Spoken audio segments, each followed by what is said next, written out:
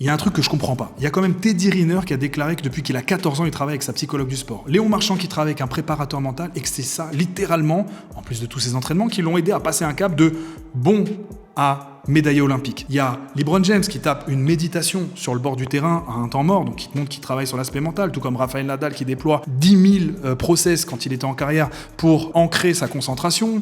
Il y a Cristiano Ronaldo qui a parlé de l'entraînement du cerveau. Il y a Mohamed Salah qui a dit que 90% des buts qu'il a déjà mis dans sa carrière, il les a déjà visualisés dans sa tête pendant son entraînement mental de 15 minutes par jour. Donc en fait, t'en as plein. Chouameni qui a déclaré qu'à Monaco, il avait carrément 2 préparateurs mentaux, un en perso, un au club. Et il y a quand même des joueurs qui sont, on va dire, dans des divisions plus modestes, qui pensent qu'ils n'en ont pas besoin, alors que tu as des champions comme ça, qui sont accompagnés depuis toujours, qui n'ont pas besoin de travailler sur l'aspect mental. Moi, ça me sidère, ça. C'est comme si tu me disais, ouais, vas-y, pour le marathon, pas besoin de s'entraîner. Ok, vas-y, va courir un marathon sans t'entraîner.